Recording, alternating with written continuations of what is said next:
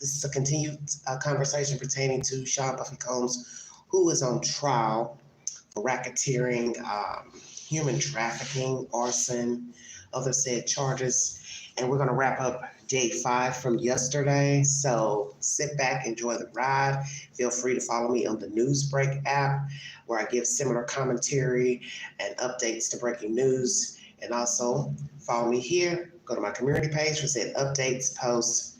Thank you so very much. We're going to hear from Fox, and I'm going to interchange with other news outlets. I also took notes because there's so much to cover, and I want to try to hurry up and get through this day because this is a beautiful day in high 10.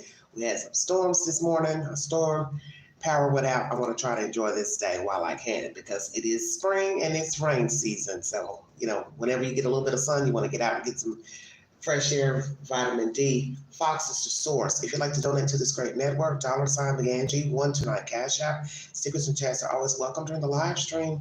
Let's get down to business, everybody. Let's hear about the trial yesterday, okay?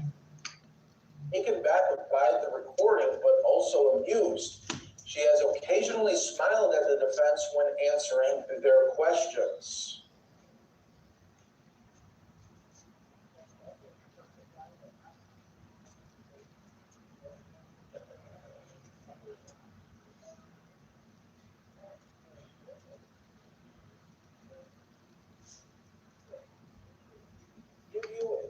The defense really, again, like I said, trying to establish that moment of Sean Combs having a deep alcohol and drug use problem. So we'll be keeping our eyes on that. If you're just joining us, cross-examination really starting with the incident in 2016 that Cassie did say on the stand that Sean Combs was visibly intoxicated and on drugs during that time when he did assault Cassie that was caught on the camera. Then days after, we were shown some text message exchanges that did he seem remorseful, wanted to have sex with Ventura in the coming days. She was recuperating, she said, and it felt a little strange given that he just beat her down. But they both, at the end of that conversation, did exchange love views once again. And this is key because the defense are trying to show that Cassie was not totally scared of the incident, was still engaging and having conversations with him during this time. So again, just a little bit more details coming from the cross-examination that we're able to pass along to you, always worldwide on Live Now from Fox, giving you these updates to the best of our abilities here. Let's wait for some more updates as we get them there, continuing to talk about I'm going to go over to another network because I had to sit through so much of that and wait for them to speak. They had good information, but we're going to get to the nitty gritty. So I won't keep you all day. Prosecution star witness Cassie Ventura, she's facing a second day of cross-examination by the defense attorney for Sean Diddy Combs, and there are no cameras allowed inside of that courtroom, but joining us now from outside of that courthouse in New York is, of course, the legal correspondent Kelly Craft, who's been diligent in bringing us updates each hour. Kelly, what is the latest this hour? Well, hi there, Julia and Ted. Everyone is just making their way back inside the courtroom for the start of proceedings after lunch. Our producer, Emanuela, actually was in the elevator when the lunch was being brought up to the floor here in the federal courthouse. And so she was able to kind of peek into the brown paper bags, and she said that she saw some sandwiches and she Everybody is on a whole different. Let's go here. But she's talking about day 2. We're going to hear about yesterday. New York this afternoon, where Sean Diddy Combs, his former girlfriend, R&B singer Cassie Ventura, has just concluded her testimony in his sex trafficking trial. This trial is happening in federal courts. Of course, no cameras are allowed, but joining us now from outside the courthouse is Court TV legal correspondent Kelly Craft. Always great to have you on. You've been there covering this trial since day one. What is the latest there today? Finally. Judge Ashley and Michael, good to see both of you. A busy day here inside the New York City courtroom. Cassie Ventura, the government's star witness, so her testimony has concluded.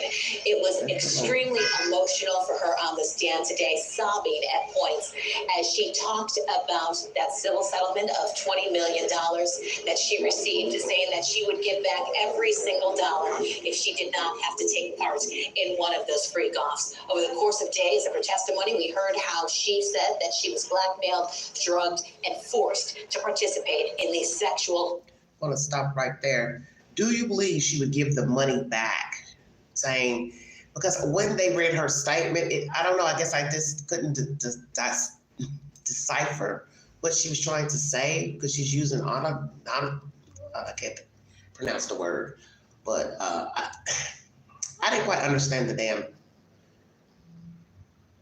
comment, her response to giving the money back. So she's basically saying not to have done the freak off, not to have done one, yeah, I'd give the money back.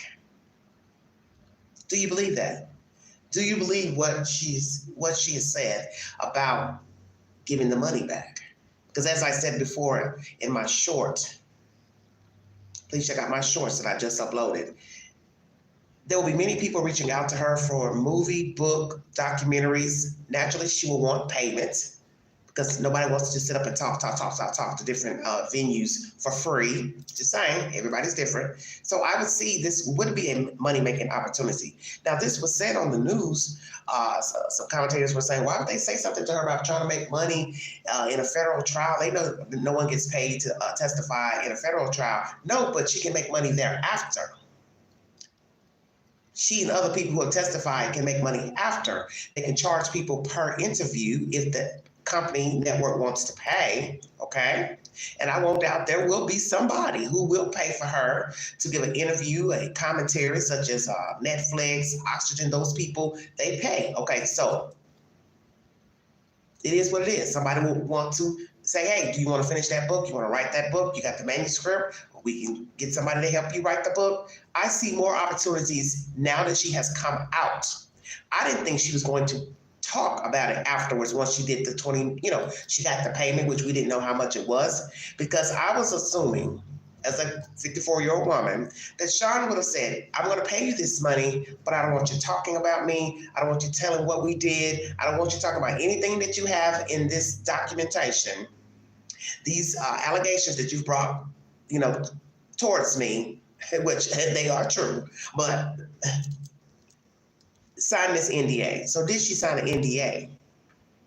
Because I just refuse to believe he gave her $20 million and didn't ask her or demand her to not say anything about what was in those documents, which were now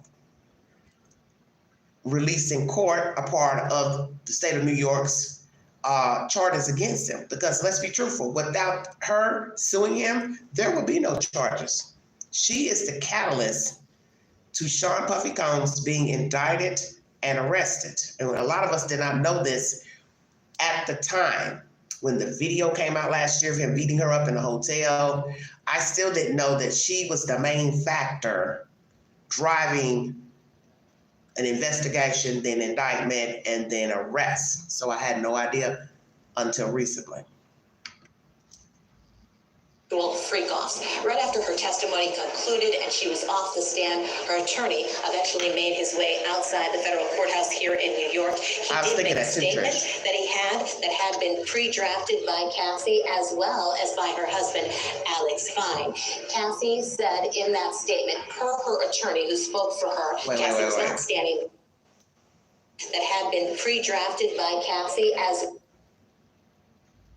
Testimony concluded and she was off the stand. Her attorney eventually made his way outside the federal courthouse here in New York. He did make a statement that had been pre-drafted by Cassie as well as by her husband, Alex Fine. Cassie said in that statement, per her attorney who spoke for her, Cassie was not standing by his side, but their attorney did speak, saying that Cassie said she wanted to thank her family and friends and for everyone that has been supporting her throughout this case. Alex Fine also had a statement that was read through Cassie Ventura's attorney, talking about how the world just heard his wife reveal all of her past and free herself of her past. He talked about how he read a lot of things on social media and people were talking about him and how painful it could be for him to sit there and have to listen to all of these things that his wife was talking about while she was there in that witness box. And what he said is that he feels proud. And you know what he said? He said no one, and he was talking to Sean Combs, no one could break Cassie, and no one did break her. No one can break that smile. He said, I love her, and she loves me. So good to hear what they had to say. A big day for Cassie as she has concluded her testimony. We have some other things that were said earlier in the court proceedings today that in regard to really... Let's stop right there, because people are talking and people are going to talk, as people have been talking about Sean for years, things I had never even heard, all these allegations with sexual assault against children, women, men, boys, girls, drugging, so on and so forth, touchy-feely. Some girl released a video, I believe it was yesterday. I don't know what the hell she was going with that, trying to involve other people. He ain't going to go down by himself. Well, the point is, it doesn't really matter, because Cassie's testament is about him. She's not implicated anybody else famous, okay? She's not implicated anybody else famous to say he, she, they touched me, they watched, they participated. Her information in the trial was about Sean, not no other rapper, musician, butcher, baker, candlestick maker. So talking about somebody else who might be involved with Sean doing stuff, that's a whole nother situation, circumstance. If somebody else want to bring forward a charge that Sean was doing something with some other people, that's their journey. But her journey was about him. If she wanted to implicate some other people, she could have. She could have mentioned some names, and that would have been the burden of the state to decide to bring those people in and subpoena them to court. My issue is with this husband's statement. Basically, he's saying nobody broke her. Sean didn't break her. She gave her version of her truth and spoken in court. My concern is the thereafter, because one thing I've learned about words, they're cheap. Just like all the bullshit that he told her over the years, I care for you, I love you, but yet he's punching her, pulling her hair, beating her in her face, knowing her looks, that's her money. You're a singer, you're acting, that's your look. So somebody beating you, punching you in your eye, I mean, come on. He never cared for her. He's a sadist. He's miserable as fuck. He don't even like himself, okay? He doesn't even like himself. I'm afraid that this will affect him down the road, because you can easily get up there and say to the world, hey, I care for her, I love her, she loves me, nothing's gonna break her, Sean didn't break her. But you have to deal with the fallout of your wife telling all of these things to the public. We don't. We can judge, talk smack, say whatever we want to say because we are human. But in the end, I'm not Cassie, I'm not Sean, and I'm not Alex Fine. I'm not in Sean's shoes, knock on wood. I'm not in Cassie's shoes, knock on wood. And I'm not in Alex's shoes, knock on wood. These two got to walk out into the world and navigate with 3 children. She has a baby on the way.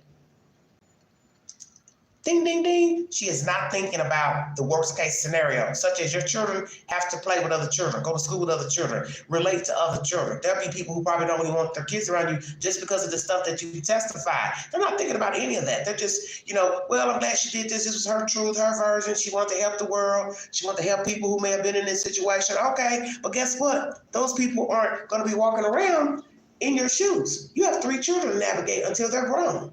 Your children also are going to hear these things about you. Your children are going to have to ascertain these things. Those are things children shouldn't have to deal with.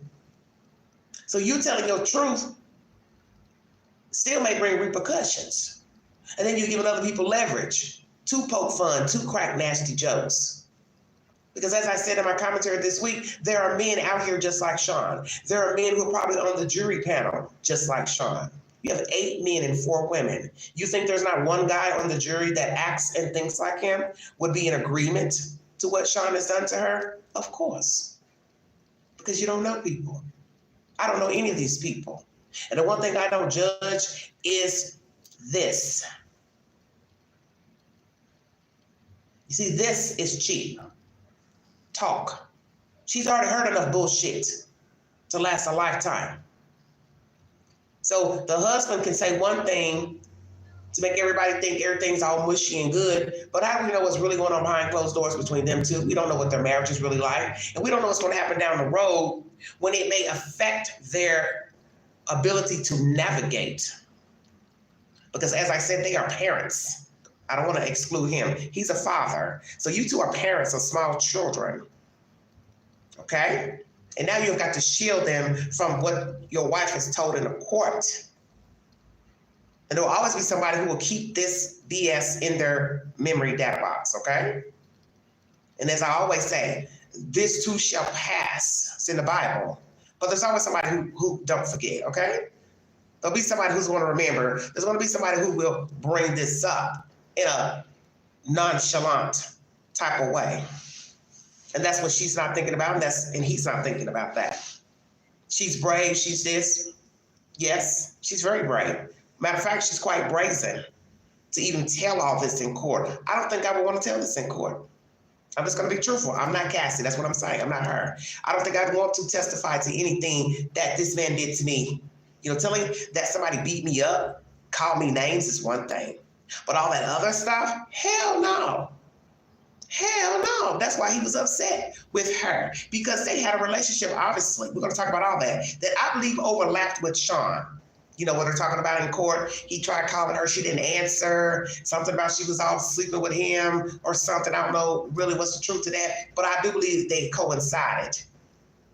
And now with Alex sitting in the court or hearing all the playback, he now realizes, okay, while I was trying to get to know her the fall of 18, she was still dibbling dabbling around with Sean. Because she said she broke up with Sean in what, November 18, something like that. She cut all ties and never saw him again after the Kim's funeral, when he said Kim Porter was his soulmate. So that was a stab to her gut. Like, I've been down with you and doing all this freaky deaky shit, and now you're gonna tell me that this woman, your baby's mother, who you really didn't have no relationship with, she's your soulmate? Well, see, this goes back to what I've been telling you all. Sean does not have a productive relationship with a woman. You've been with all these different women, and not one of them have been your wife. Not one. And this video where I was watching this girl talking all this junk yesterday, she was saying the same thing about the guys that were hanging with Sean in a video. It was got A$AP Rocky and some different people. She was saying, how many of them have real solid relationships? How many of them have ever been married? Which some people might say, you know, that's a bit judgmental. But speaking to Sean, he's been with countless of women and he has not married one sister. Don't you find that strange? You were near 40 years old when you started messing with Cassie. 11 years on and off, and you didn't think to make her your wife? You didn't think to make Kim your wife? J-Lo your wife? Young Miami the rapper your wife? This other girl that Cassie's talking about? You haven't made nobody your wife. And now you're sitting in court at 55 fighting for your life. Lonely as hell. This is crazy to me. It's absolutely crazy. There may be repercussions for her testifying. So $20 million from Sean. Hey, you got to pay taxes on that. Stay woke.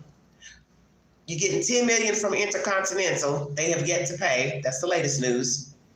Got to pay taxes on that. Money goes very quick, because when you get a certain type of lifestyle, you want to live within that little bit of money, right?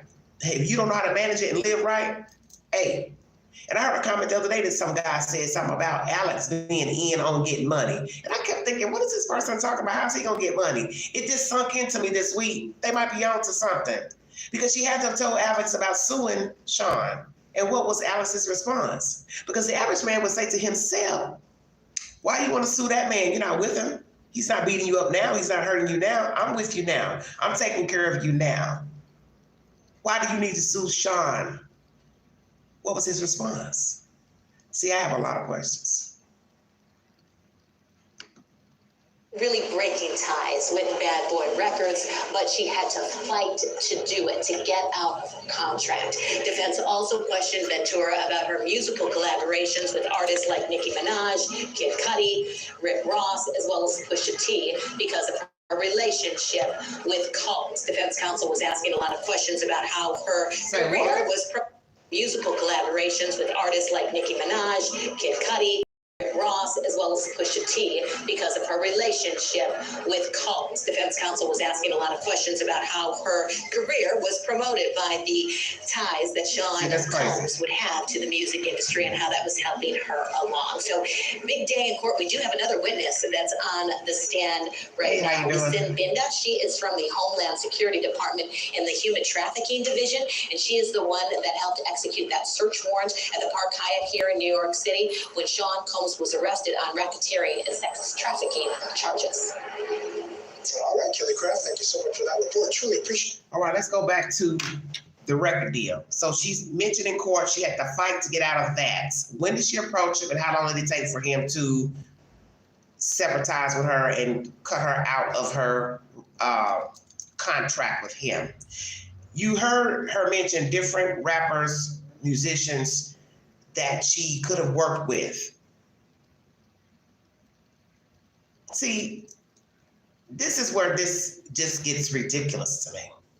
I get it. You can get under mind control. So that's why I asked the audience the other day, does she have Stockholm Syndrome? Did she have Stockholm Syndrome while she was with him? Because he was controlling her whole life. As one guy said the other day, he said the norm is to do 7 deals, 7 albums on a contract, not 10. He signed her to 10. Do you know how long it would take to make 10 fucking albums, depending on how long you're putting the albums out? If you got a high record selling album, you probably won't put that many albums out. You understand what I mean? You're gonna let that record keep spinning, suck up all the money. Then you go back into the studio, make you another album. 10 albums, that's a lot. That's a whole lot. Especially if you wait every 2-3 years to put an album out. You can multiply, can't you, times 10. Sean knew what he was doing. He's a manipulator. He's a puppet master. That's a puppet master. 10 years, 10 albums, and then you multiply how many times it's gonna take to put an album out. To me, it's like he didn't even have no plans to market her. This is R. Kelly replay all over again. He did that to one of his little girls. She flies up there, runs away with him to Chicago from Florida, the last one, and then she thinks she's getting ready to be in the studio recording, and all she is this right here, a fucking puppet, a sex partner, getting peed on, boo-booed on, sleeping with another roommate, watching him have sex with men.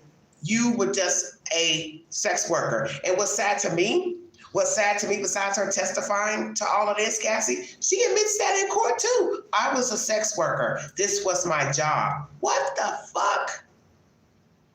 Who would say that about themselves?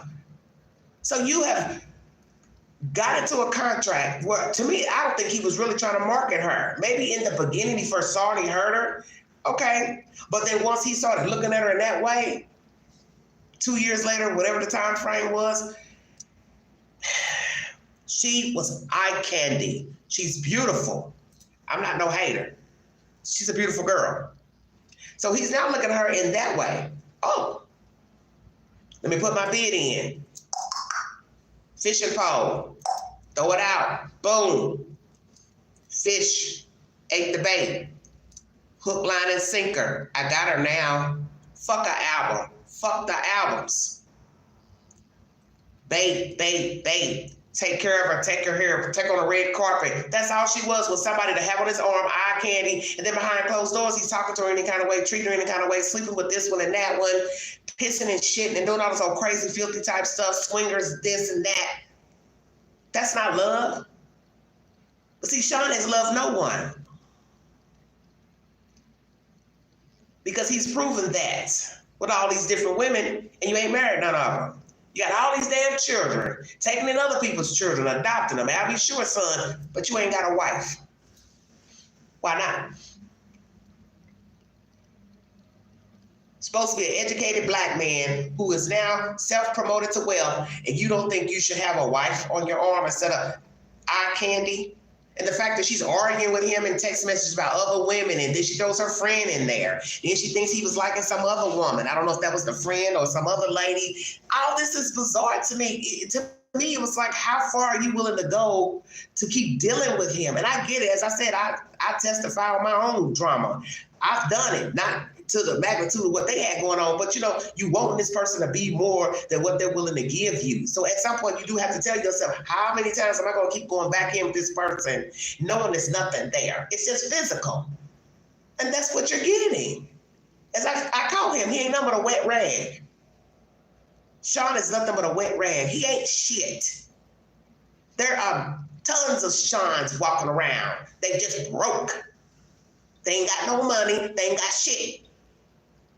She just happened to find one that was wealthy. But he ain't shit. Because like they said, people have been talking and gossiping about this fool. And a lot of us said no, because we're not in Hollywood. We're not in New York. We don't know all the things he was doing. Like I said, the universe said, I'm coming to get your ass because you have done a lot of dirt, filth, shooting people, folks taking the blame, shaking folks over balconies, doing some old Suge Knight shit. He ain't nothing but a darker version of Suge Knight. I said it. I said it. He ain't nothing but a darker version of Suge Knight. He's the East Coast version, and Suge Knight was the West Coast version. And there will be another one. Because there's another one walking around right now doing the same type of BS. And this is what you have to tell yourself, is what you allow. You allow people to talk down to you, call you dirty names, asking you to do swinging type shit. Next thing you know, they're pissing on you and talking crazy and beating you up. She admitted to that. He beating her up during a freak off. Why you gonna have a freak off and you're beating up the damn clientele? You're beating up your star. Because it wasn't nothing but filthy porn. He done went from a music producer to a fucking porn director. I said that. I said that. Hey, A-Balance, thank you. Say hello to A-Balance, everybody. Check out his content. We got our Canadian friend in the chat. But this is ridiculous. This is just so ridiculous. This man, he don't care for nobody. And then wait till I get through with this. I'm gonna blow your mind with the stuff. This fool, after they done broke up, this is the spring of 2019, he finds out she's pregnant. This is how quick she's moving now. You with the trainer, I can't even get my thoughts together because there's so much damn juice. Alex allegedly was supposed to train her. Now you're fucking him. In between, still fucking Sean. You're really mad because when Kim died, you found out that he called her his soulmate. So, I'm done with Sean, but yet you were dating Alex at the same time. Alex ought to feel fucked up right now. I don't care what nobody say. That white man ought to feel fucked up, because I would feel fucked up after I heard all this shit in court. Because that's telling me you still had feelings for him while you were bedding me. Then you shouldn't have been bedding me. You should have still kept talking to Sean. Just like they told her in court. Oh, well, Sean said he didn't see himself letting you go. So they're asking her, well, what do you think about that statement? And then she was like, well, I don't know about that, him letting me go. Well, he would have held on for dear life had she held on. But she finally realized, she woke up and said, this ain't going nowhere. He's never going to be with me in that way. He didn't want her around his kids. Why not? She even said it in the text, your children are young. What's the problem? I'm sitting, waiting. When you going to let me spend time with your children? He didn't want her around his own kids. You all don't find that strange? I'll take you out in public. I'll take you to award ceremonies, parties, functions. I'll use you in freak-outs, but you can't be around my kids. He was telling her how he felt all alone. She wouldn't listen. We all have been there. Like I said, maybe not to the magnitude of what they had going on. But you have been in a situation where you have either used a person or you were used, you saw the signs, you still kept going back in, you saw that they had a nasty attitude, disposition, talked down to you, only called you for sex, God knows what else you had going on, and you still fuck with the person any damn way. This is no different. It's more sick and vile what they had going on. But the point is, you've been manipulated and you allowed yourself to continue. So as people have been saying all week, this goes on every day. It just so happened to be a billionaire. That's all. Appreciate it. As always, Judge, quickly I want to ask you, Cassie was sort of ushered out. She can have the baby at any time. Yeah, and the judge really wanted to get things rolling for her, not bring her back on Monday. What did you make of that? Do you think that was the right way to go? She kind of, I don't want to say rushed, but she made sure that they got things done and it ended today. Well, I think the prosecution made a really good point, which is if she goes into labor, has the baby, potentially that's a mistrial because she can't finish her testimony. I did not think it was fair to the defense. However, they had until 4:30. They ended before that, which to me, they'd finished anyways. It all ended okay. Yeah, I would have to agree with you. Let's bring in our guest. Mistrial, wow. Trial attorney Alexis Rosenberg. I want you to ring in on that same question about the judge sort of, again, I don't want to use the word rushing, but she certainly wanted to get this witness off the stand by the end of day today, which they were lucky enough to do. They did this morning give a pretty stern warning to them that they needed to finish up by 4:30 today. And as Judge Ashley stated, they did finish early. So I think that they would have on appeal a hard time saying that they were somehow prejudiced by that. But potentially there could have been a motion for a mistrial if she wasn't able to finish and they weren't able to appropriately cross her. Yeah, no doubt. And judges have control of their courtrooms. They have the discretion to do what she was doing. Absolutely, absolutely. Yeah. That is a part of the discretion they have. And then if it's appealed, it's whether or not it's an abuse of discretion and did prejudice the defendant or the state or not in this particular case. I want to do this because I'd love to get your thoughts on this, please. I want to listen to some of the cross-examination of Cassie Ventura. Now, again, this is AI. What was said because we cannot. You know I'm getting ready to get stupid now. We have lost our minds. You are now getting ready to listen to AI-generated content from trial, and they even, Law and Crime, has the little, what I call cartoon figure of the district attorney, and then Sean sitting there with gray hair. I said, y'all know y'all ought to be ashamed of yourselves. You even got people putting videos up on YouTube with Sean with gray hair, and you know ain't nobody seen him because there ain't no cameras in court. I said, now you know y'all going to hell. Y'all better say, y'all know y'all ought to be ashamed of yourselves. But this is what you're getting ready to hear. AI generated. If you want to check it out on YouTube, go to Law and Crime. They've got it up. What I call the cartoons, mimicking what was said in court. Okay, technology is out of control right now. It's out of control. Not bring you anything from that courtroom given cameras aren't allowed. And it's actually direct examination. Let's listen. Why did you continue to engage in freak-offs with Sean? He would ask me. He would bring it up at random times. And I think, to a point, I just didn't feel like I had much of a choice. Unbelievable. I didn't really know what no would be or what no could turn into. When you say you didn't know what no could turn into, what do you mean by that? Making him angry, very honestly, also making him uncomfortable, that I knew this thing and that I no longer wanted to do it. All right, Alexis, the big thing this jury's going to have to decide is really the consent piece, whether or not she consented or was it force, intimidation, coercion. How are you feeling about that piece of it listening to this testimony? This is going to be really hard for the jury, but remember, with the consent, she can consent and change her mind, and then we have coercion. So, but it does sound here that she did testify that she was afraid, which would give us that coercion that she did it because she was so afraid to say no to him.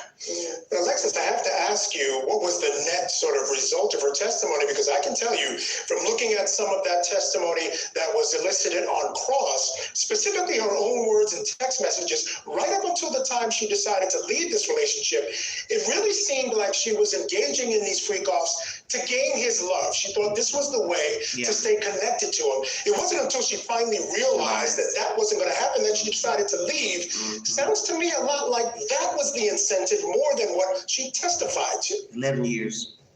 I agree with you, Michael. The jury's going to have a real problem deciding which it was based on the testimony that was presented. But remember, at the end, she did testify that we had that last rape. And I think that was a very line in the sand, that she had called it quits, she was leaving him, and then we had that situation. Yeah, the rape and then that video showing the physical assault. Certainly he has committed crimes. He has done things that are wrong. Well, here's the point. I agree. He committed those crimes. But in order to get the racketeering part of this case, which is the only thing he's being charged with here, those underlying crimes of domestic abuse and rape are not here in this case. I don't think she moved the ball in that way. I didn't really agree with you yesterday, but I do think you may be right. But I think we have a lot more witnesses to come we don't know about that may prove that.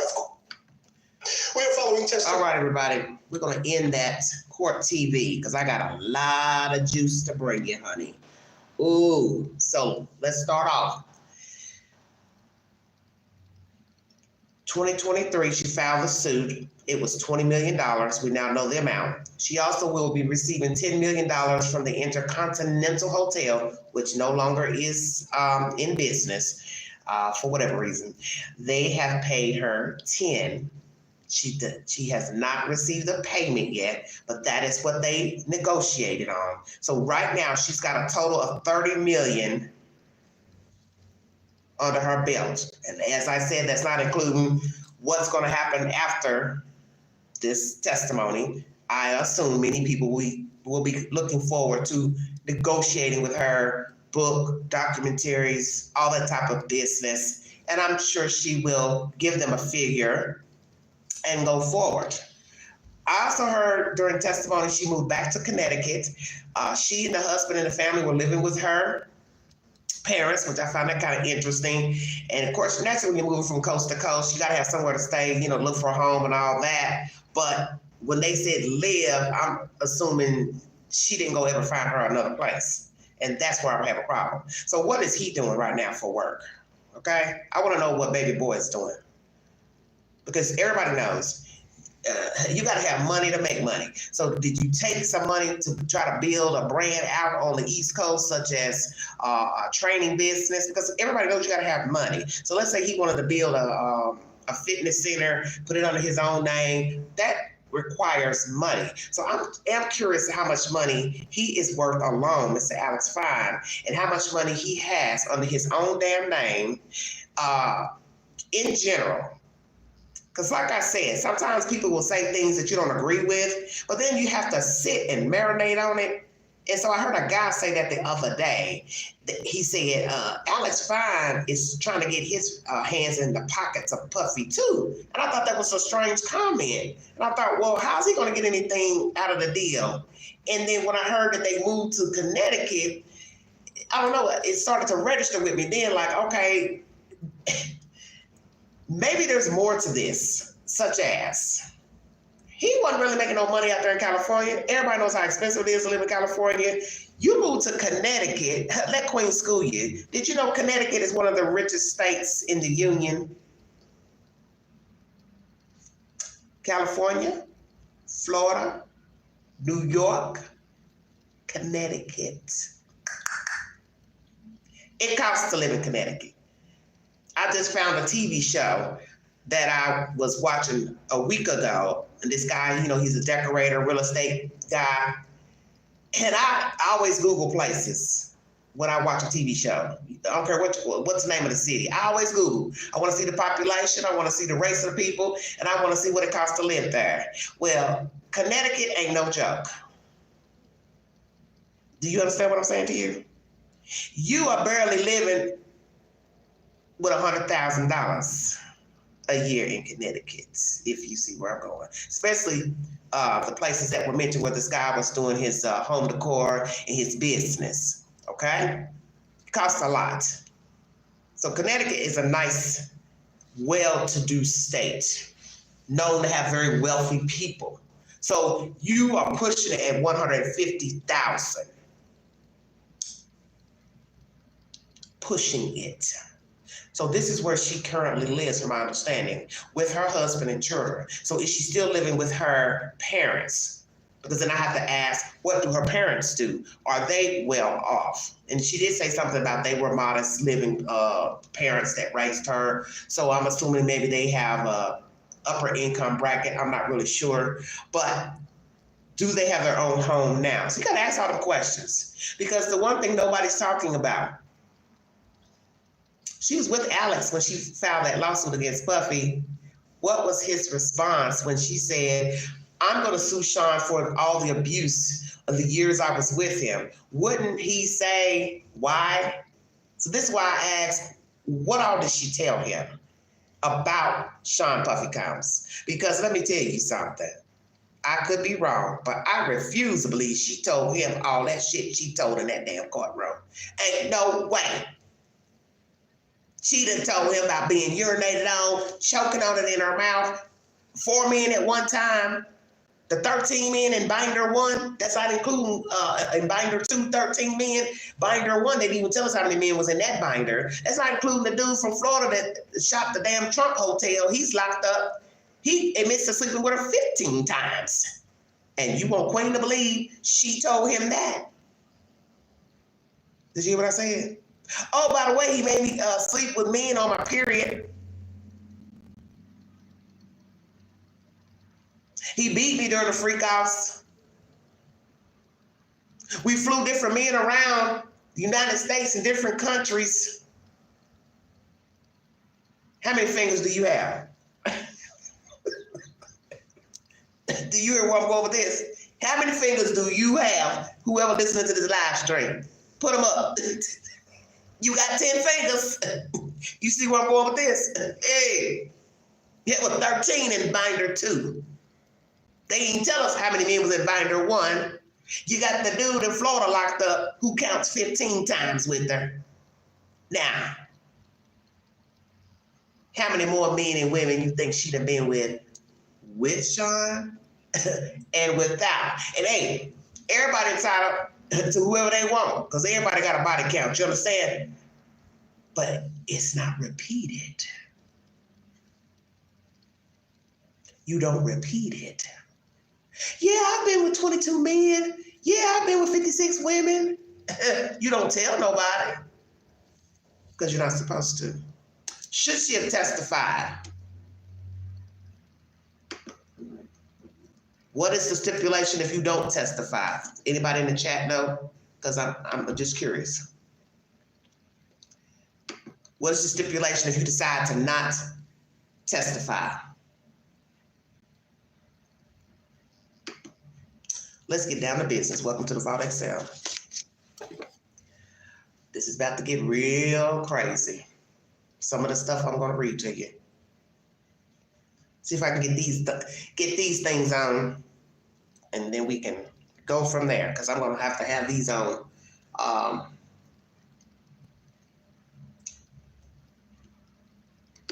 We're going to recap yesterday, everybody. Okay. As everybody knows, Cassie Ventura was the star witness for the state. She described physical abuse by the hands of Sean Puffy Combs.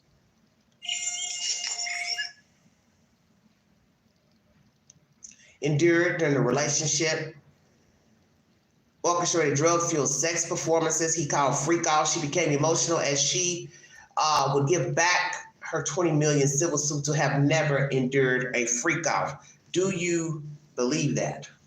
Because I want to know, do you all even believe that statement about, giving the money back? Dawn Pritchard, a former member of Danity Kane, a musical group formed by Combs, testified that she saw Combs attack Ventura in 2009. The special agent who handled the logistics for Combs, she also testified that's the lady who went into the hotel because, he turned himself in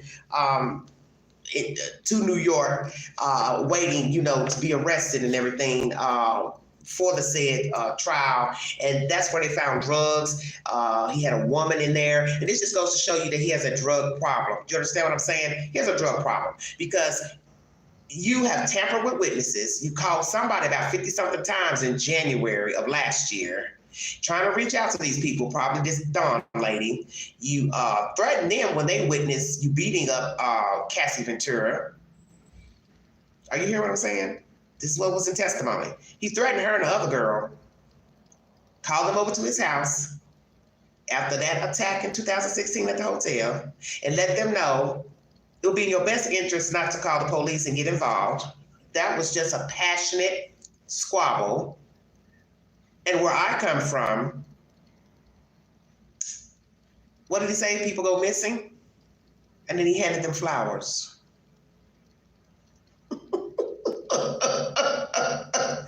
He handed them flowers.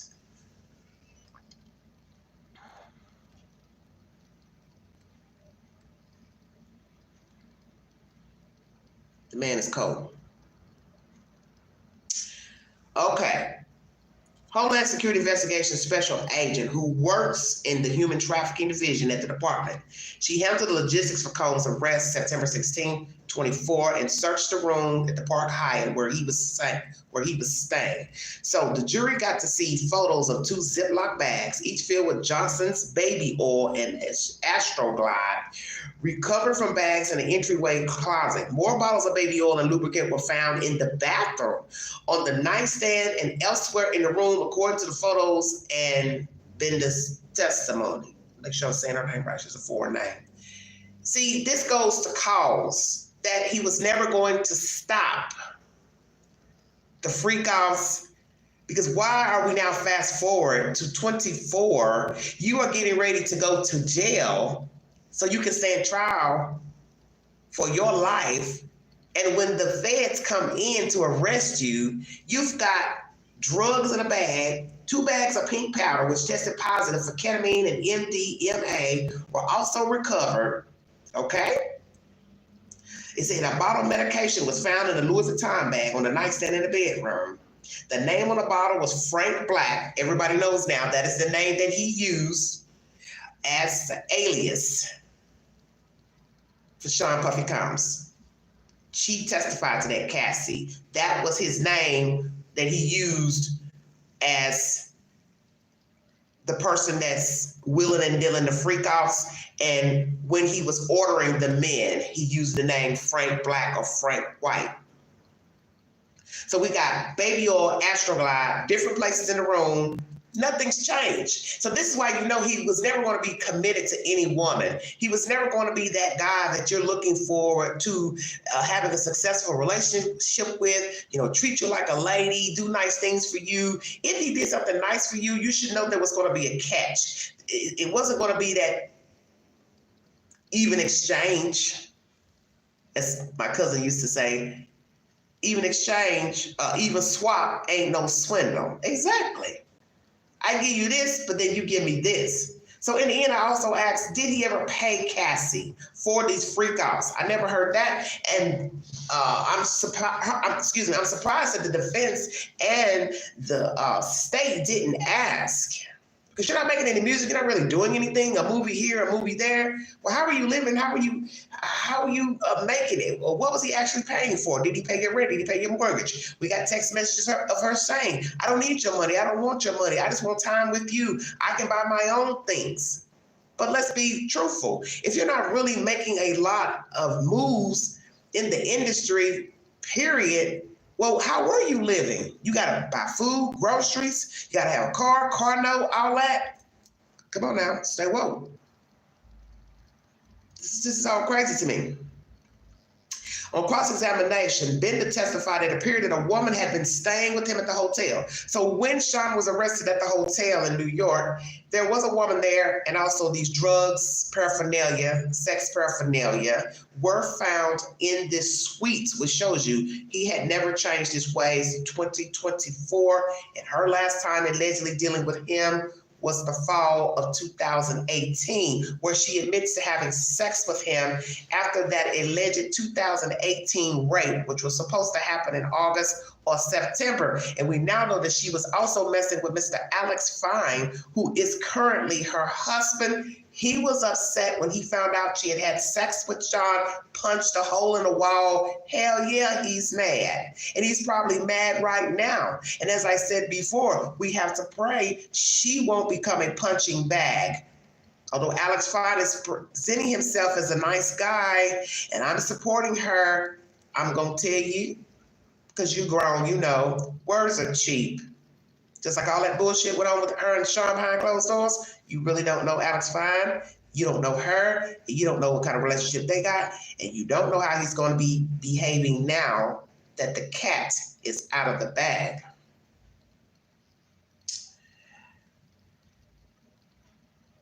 Dawn Richard, who was in the group Danny Kane, testified to what she heard and saw with him attacking Ventura in 2009. She said Combs came into the kitchen where they both were and tried to hit Ventura with a skillet. After the altercation, Combs dragged Ventura by her hair upstairs. Richard said she heard glass breaking and yelling.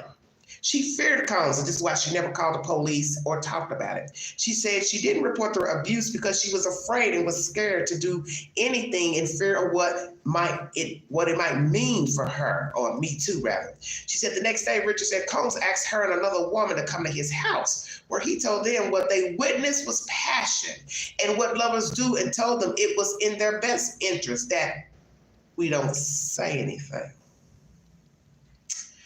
New ruling from the judge. He says about disclosing the order of the witnesses too far in advance, it will not be allowed, saying he will not compel the attorneys to release their full lineup for next week. Prosecutor Maureen Comey had told Subramanian the prosecution is concerned about potential witness tampering or obstruction, which I understand that, because we have one witness missing right now and her attorney is yet to be contacted, which I find very peculiar, because where is she and why won't she testify? If she's not going to testify, she needs to tell the court why, and her lawyer needs to also consult with the district attorney. So we have two missing people. Dear God, I pray they're alive, because we're already then went into a week and they can't find this lady. Where is she? This is not good. So basically, Subramanian says ultimately he sided with the prosecution's concerns. The judge is now off the bench. The court was concluded for the week. The jury will return 9 a.m. Monday. Sean Diddy Combs' federal criminal trial will show where society stands when it comes to attitudes toward accountability for sexual abuse, according to former prosecutor Lonnie Combs. This case is really going to be a litmus test for where our society is now about the hashtag #MeToo movement. Combs told CNN's Jake Tapper today, referencing the movement that brought global awareness to condemnation of sexual violence. Combs went on to say that we're kind of swinging back as society when it comes to what it means to hold alleged sexual violence perpetrators accountable. The question here is, can people look at this case and understand that in abusive relationships, there are good and bad moments, right? And that's what the 12 members of the jury have to decide. How you doing? Says, yes, I believe she would have given her settlement back. Do you really? Okay. There's some people probably won't agree with that. I'm going to put that on a poll too. Hold on, let me write that down.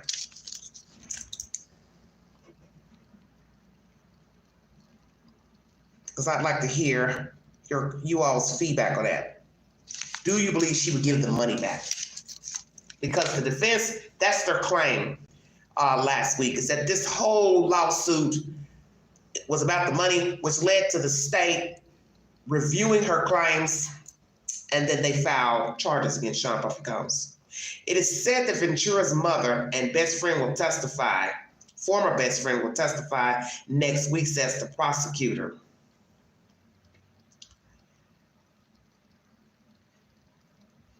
So this will probably be the mother saying she saw those bruises on her after the London trip where he beat her up in London, which is so fucking crazy to me. You take somebody all the way out the country, you're buying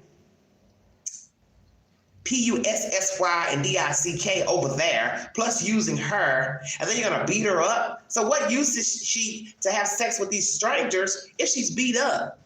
So when she got back, her mother finally saw, what happened. So I guess she went on and told the mother, what happened. They had an altercation, but she didn't tell her the 411. She did not tell her, oh yeah, this was during a freak off he beat me up. I've been having freak offs with him. He's been beating me up, using me. Who's gonna tell their mother that? She didn't even tell her friends about the freak outs that was asked in court as well. And as I said, this is just not coffee table talk. Hey, Marge, what'd you do last night? Well, honey, let me tell you.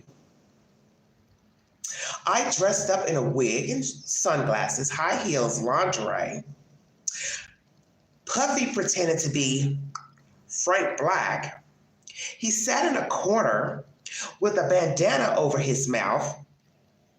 And are you listening?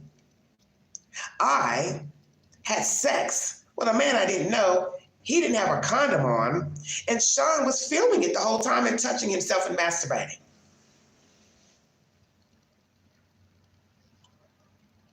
Who the hell gonna tell their friends that? Oh my God.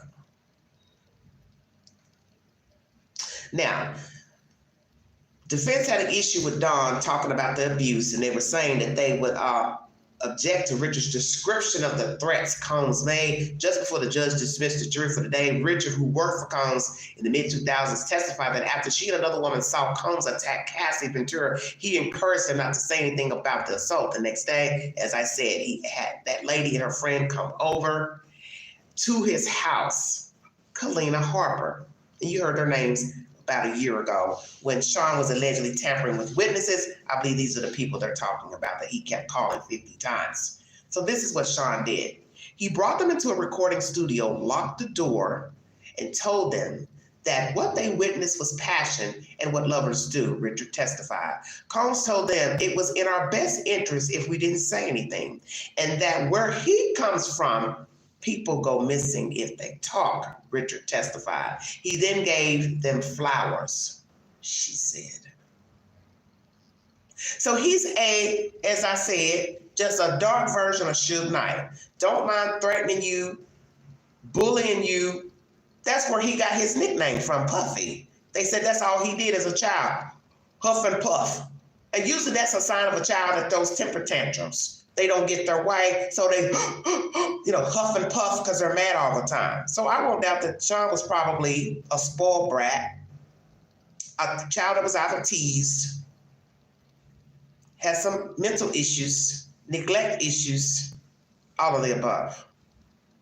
So if you didn't know that, that's why he's called Puffy. It's a childhood name from him huffing and puffing all the damn time. Once again, Richard Dawn did not report the abuse because she feared for her safety, okay? She heard glass breaking and yelling from upstairs. She didn't say anything to intervene or call the police because she was afraid. She said she was scared to do anything, of fear of what that might mean for me too. He dragged her upstairs by her hair, his arm around her neck. So we have Dawn working for Sean, 2004 to 2011. She was with the group Danity Kane. She knew him by the nickname Puff and pointed to him, identified him in the courtroom. This incident she's speaking of happened in 2009. He came downstairs screaming belligerent, asking where his food was, and proceeded to hit her over the head and kicked her and beat her to the ground in front of us, she testified. Leading up to the alleged incident, in 2009, Richard was in the kitchen with her, who was cooking eggs, she said. Combs came downstairs and demanded to know where his eggs were, she testified. He proceeded to come over to her and took the skillet with the eggs in it and tried to hit her over the head with it, and she fell to the ground, she said. It didn't seem that it hit her fully, Richard added, saying it seemed like Ventura dropped to the ground because she anticipated the hit. She went into the fetal position, she said. And once again, the editors note that there are resources if you are struggling with any type of domestic violence. You can call the domestic violence hotline. Wow, wow, wow.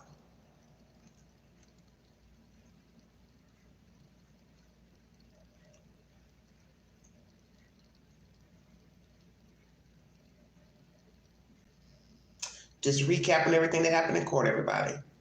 Once again, Yazzie Binda is the lady who was the special agent that recovered the items out of the home, was arrested.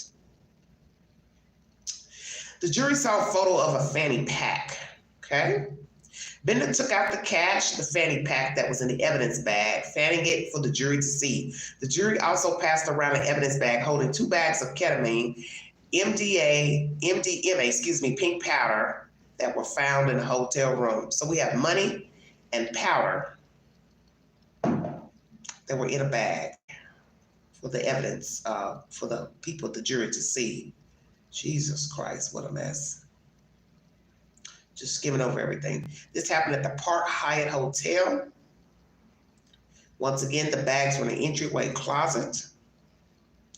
And they found baby oil bottles, lubricant, found in the bathroom and elsewhere in the rooms. So he didn't even care about just spreading it all around. Fuck it. Make it like it's a department store. Just put a little here, a little here. Hey, come in, pick out what you want. You know, like you're at the damn store.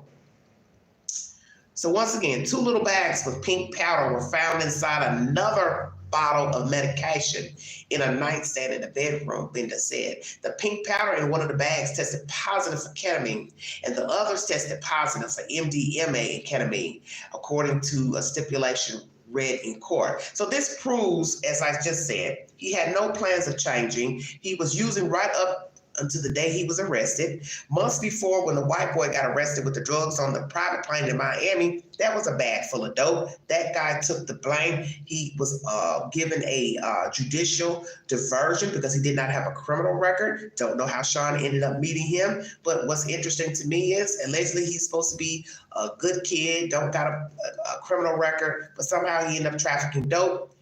And when they did the raid in Miami, white boy was on the plane with the bag of dope with Sean Puffy Combs, and they were about to take that plane overseas to go on vacation. When did you ever hear of anybody taking a dope man with them on vacation? I've never heard of such. This shows you how self-entitled Sean Puffy Combs is.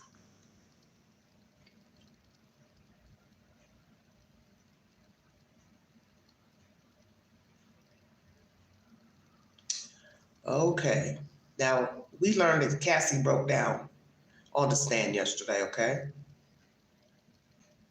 They talked about the case of the incident at the hotel that was talked about a lot, and she described, you know, what happened, and she gave her testimony about him abusing her. She said there were times Combs didn't remember physically abusing her, but there were times when he was pretty aware of what he was doing. She also added, it's just who he was, and that she had seen him be violent with other people. And that's the thing that the jury has to also weigh on. Who is Sean Puffy Combs? There are many people who say he sharp-tongued, say whatever he wants, pushed other people around. So now you got to say what? He was doped up all those times when he was, talking nasty to people, his employees. Is that what the defense is going to tell us at the end when they do their closing statements? Well, Sean was a drug addict. And so he talked this way with many people, not just Cassie. He was violent with other people. He had a sharp tongue with the other people. It's because he was under the influence of drugs. I believe that's what their defense is going to be, that he was an alcoholic drug addict. And this is the reason why he mistreated her and dogged her out and then invited her to his swingers lifestyle. And this is why he also mistreated his employees. They're going to have to say that, because how are you going to weigh the two? Girlfriend, associates, employees. He was doing the same to them as well. She said it's just who he was. Now, the defense has shown texts in the courtroom going back to their relationship. We learned that they were seeing and dating other people in 2018. The defense asked questions about where those texts fell on the timeline of events that year. Ventura alleged that Combs raping her was in about August of 2018. And this happened after a dinner he went to. I think he had invited her to go. She didn't want to go. And it says, when asked if she had any doubt that Combs raped her, she said no. So then they were arguing about the timeline. Was it August, September? She's getting the dates mixed up. I don't really care, because my thing is, we all can make a mistake on anything to say, well, I think it was August, I think it was September. That's just a month. Now you're talking about a 6 months difference, a year difference, that would be different. But everybody's memory is not gonna be good. Then you have to remember, she's been under the influence of drugs. She's currently on Suboxone. So that's to treat opiate disorders. Okay. she would have memory problems. She was on drugs. And you're still considered a drug addict if you've known to use drugs. The jury saw a text where she said she didn't want to participate in his drug-fueled sex performances anymore, but ultimately didn't say so because of how he reacted. They also heard a recording of Ventura threatening a man in March 2014 after he said he'd been seen he'd seen a sexually explicit video of her. Ventura feared it had been secretly recorded during a freak-off. All right? Redirect from the prosecution. Ventura testified that she felt like she had a whole other job. It was basically a sex worker when asked about how the freak-offs interfered with her music career. The judge granted a defense motion to strike that response from the record. Well, this goes back to what I said. This is obviously all she was doing was freaking off. Remember, she said it was happening weekly. I don't know how many times a week, that they were doing it. She didn't say, to my understanding. So you're not telling the court, well, this is my job. I ain't doing nothing else but this. This is all he ever wanted from me. This is the reason why she and him were arguing back and forth in the text messages where she's telling him she wants to be loved. She wants love from him. She wants to spend quality time. The next person that's supposed to testify, that's her version as well. Oh, yeah, I went along with the freak-off. Yeah, somebody else going to tell the same story. I went along with the freak-off, too, because this was my only way of spending time with Sean. So I think this is all Sean was about. So let's go back in time. Before he met Cassie, he's dated this one, Kim Porter, whomever. So Kim Porter's dead. So did she also do freak-offs? Because it looked like this is his MO. And I refuse to believe that when he met Cassie, he just woke up out of his slumber and said, oh, I think I want to start doing freak-offs at almost the age of 40. Hell no, he had been doing it. So now we got to ask, what age was he when he started doing the freak-offs? I hear his vile behavior dates back to college. Don't know. I'm going to go far as back and say childhood, because that's where usually this voyeuristic pornography obsession comes from. Girly magazines, videos, being inappropriately touched. I won't doubt that Sean was molested as a child. That would not shock me none. Now, the defense shows messages March and May of 2019 after they broke up. Combs texted Ventura saying, sending you love, and told her she was going to make a beautiful mother. Ventura testified she was pregnant. In later messages, Combs told her that things had definitely been rough without your friendship, and he was nothing, he had, what did he say? And he has nothing but love for you always. Well, that's a day late, dollar short. You're wishing her well because she's pregnant, wishing her nothing but love. Why you couldn't have said those things when you were with her? She even admits that in court, in text messages that they brought up. You know, that's all your relationship was built on, was sex. And she wanted more from you and you were not willing to give it to her. There were times I'm sure she ignored him. He was upset, she wouldn't answer the phone. But then she also accused him of messing around with different women and liking different women. She even offered up her friend as being better suited for him, which makes no fucking sense to me. Why would you offer your friend up? So then I gotta ask, was there something going on with one of her friends? Did they do some hanky-panky? Did she see signs that he was flirting with her friend, vice versa, the friend was flirting with him? Gestures, what? Because why the hell would a woman say that? Oh, I think my friend is better suited. And then she says in court testimony, it really hurt me to think about it. So was she so insecure she thought her friend liked her, or she thought he liked her, or there really was something going on, or just overt flirting? Because he's a whore, so I can see him flirting with her friend. And let's be truthful, they all have been sleeping with each other in circles, everybody. Let's go back in time. Cassie was dating an older man, 10 years older than her, which wouldn't be considered older, but she was young. And he would have been still considered young. But anyway, she dated a guy older than her. That guy introduced Puffy to her. She starts dating Puffy. Puffy introduced Kid Cudi to her. Fast forward, Alex Fine. He was supposed to train Cassie. And the next thing we know, she said she meets him at a gym. So what happened to the training sessions? Do you see this vicious cycle?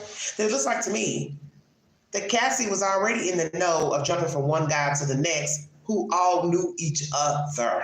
So this is why I asked the question in one of my shorts. Has Cassie slept with any of Sean Puffy Combs' friends? Because it looked like to me she was already starting on that path of dating guys that knew each other before the freak off started. Let's keep it real now. Because even before she met Sean, she's dating guy one. He introduces her to Puffy. Next thing you know, she's getting signed to a deal, and then next thing you know, she's dating him a few years later. Say, whoa. Then he introduces her to Kid Cudi, and then she starts fucking Kid Cudi. Anybody paying attention? Don't know if it was out of anger towards Sean, wanted some revenge. Oh, I'll fuck his friend. I know they'll get under his skin. Of course it would. But then the flip side, people would say, well, what does he care? He likes sharing it with guys anyway. So see, this is why all this is so weird. But it's the old saying that the guy isn't really mad, isn't really jealous of the female. He's jealous that he's not in control of the situation. Because that's what Sean likes to do. He's an orchestrator, he's a director, he's a producer, right? So, yeah, I introduced her to prostitutes, but that's my homeboy, that's my so-called friend, associate. What's she doing fucking him? This is some weird SHIT. This is some weird you know what. Because your mind is all over the place. How could he be jealous when he has her sleeping with prostitutes? She's going along, coerced or not. Day one, day two, up, down, I like it, I don't like it. But then he's upset about Kid Cudi. Kid Cudi car gets blown up. She claims he threatened to blow up the man's car. That's one of the charges also in the indictment, arson. Did he blow up the man's car? Will Kid Cudi testify? That's another question I have. This is deep. All right. So we have him sending her these messages that it's been rough without her, sending her love. You got messages going back and forth between both of them. They're expressing love for each other. And Ventura testified there were times when Combs was kind and loving, but it didn't last. Ventura said she, her husband, and kids moved into her parents' Connecticut home October 2023. Well, that's just a month before, drum roll, the lawsuit was settled. So this is why the defense is asking her about this, and that they were transitioning to live on the East Coast. The defense asked if she canceled her tour around that time because she found out she was going to get the $20 million civil suit. That wasn't the reason why, she said. So Ventura testified that she would give the money back if it meant she never had to endure another freak-off. Bursting into tears, Ventura continued, if I never had to have freak-offs, I would have had agency and autonomy. Whatever that means. Whatever that means. That's the comment I said. I was confused. I don't know. This week has been extremely challenging, but also remarkably empowering and healing for me. I hope that my testimony has given strength and a voice to other survivors and can help others who have suffered to speak up and also heal from abuse and fear. For me, the more I heal, the more I can remember. And the more I can remember, the more I will never forget. Whitaker said on behalf of Ventura, and he is the person who has been representing Miss Ventura. She says, I want to thank my family and my advocates for their unwavering support and am grateful for all the kindness and encouragement that I have received. I am glad to put this chapter of my life to rest as I turn to focus on the conclusion of my pregnancy. I ask for privacy for me and for my growing family, the attorney said. We also have a comment from the husband, Mr. Fine. The world has gotten to witness the strength and bravery of my wife. Here is the statement from Mr. Fine. Over the past 5 days, the world has gotten to witness the strength and bravery of my wife feeling herself freeing herself of her past. There has been speculation online surrounding how it must feel for me to sit there and listen to my wife's testimony. I have felt so many things sitting there. I have felt tremendous pride and overwhelming love for Cass. I have felt profound anger that she has been subjected to sitting in front of a person who tried to break her. So to him and all of those who helped him along the way, please know this, you did not. Okay?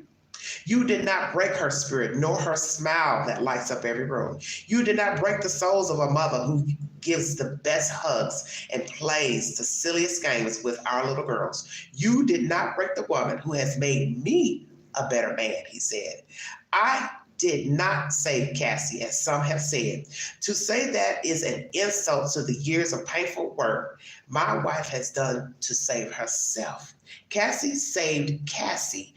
She alone broke free from abuse, coercion, violence, and threats. She did the work of only a demon himself could have done to her.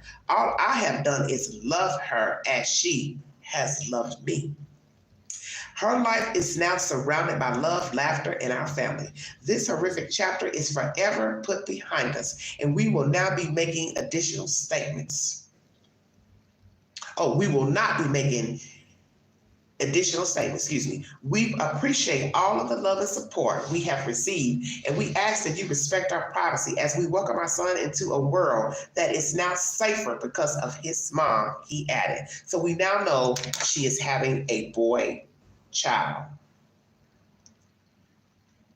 So we got her tidying up her testimony from Don Richard, who was of the girl group Danity Kane, and then the special agent that sees made the arrest and sees the items out of the New York hotel where he was, okay?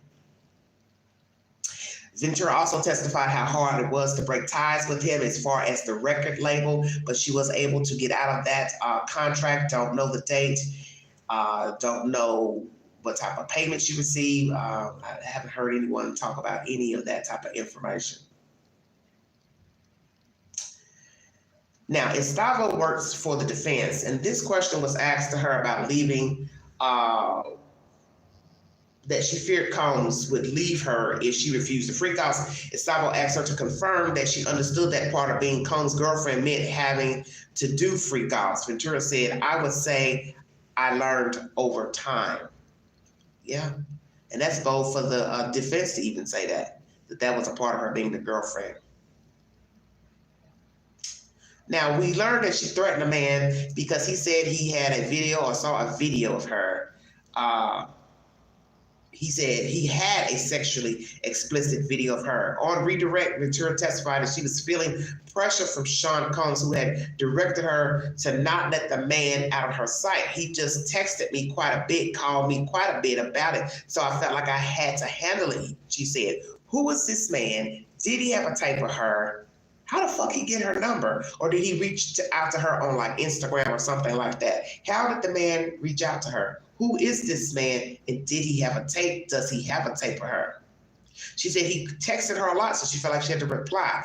Johnson also revisited the defense suggestions that Ventura was inconsistent in her accounts about when Combs allegedly raped her in 2018, which I told you all about that, the month from September, August, they're arguing about the damn date.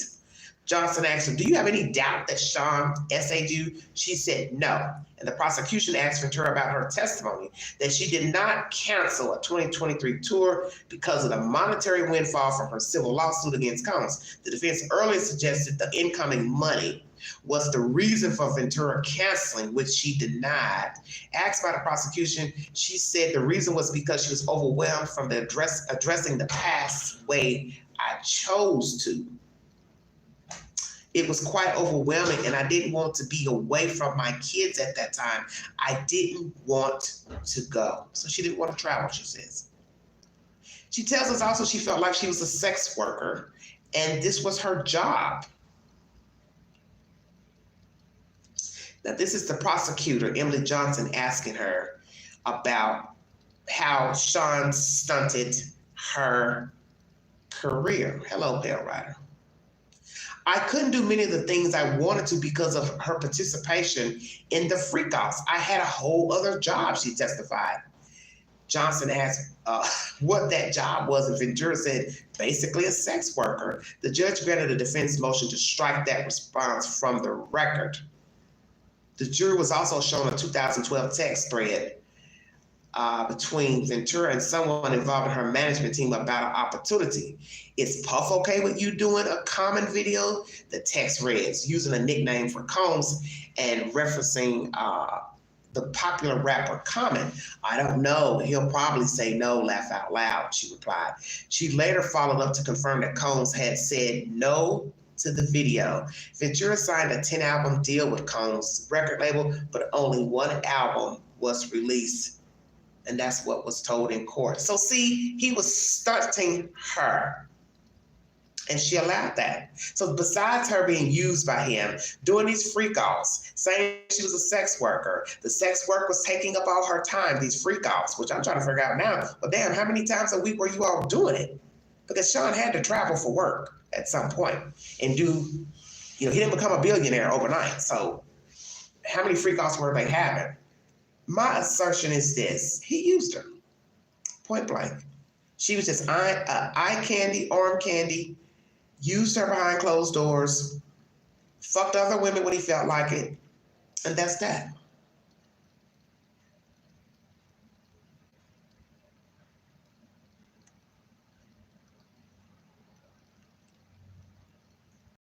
So pertaining to her testimony, an attorney, Renato Stable, has given his commentary about her testimony. He says they did what they needed to do in terms of confronting her with her text messages that undermine her claim that she's been coerced. But remember, the prosecution is going to clean a lot of that up right now on their redirect. He says they added the prosecution can now go back over some of those text messages to allow Ventura to explain why at the same time that she is having these text exchanges, that some are loving and about some things she did in terms of setting up these encounters, that she was nevertheless being coerced. There are still challenges ahead for both the defense and the prosecution in terms of the jury separating the testimony about beatings and abuse and threats from the charges he's on trial for, which include sex trafficking, racketeering, conspiracy, and transportation to engage in prostitution. That is extremely difficult for the jury, for any human being to do, Stable said. So is the jury having a problem deciphering the charges? We know he's engaged in prostitution and transportation. That's been proven. That's under the bridge. Where we have the problem is the racketeering. That's where they probably are going to have problems. Sex trafficking, that goes in, I guess, with the transportation to engage in prostitution. Because you're flying the people in and out. You're paying for tickets, this, that, and the other, hotel stay. So that's been proven. So the only thing left is the racketeering and the arson. Do they have proof of the arson of Kid Cudi's car?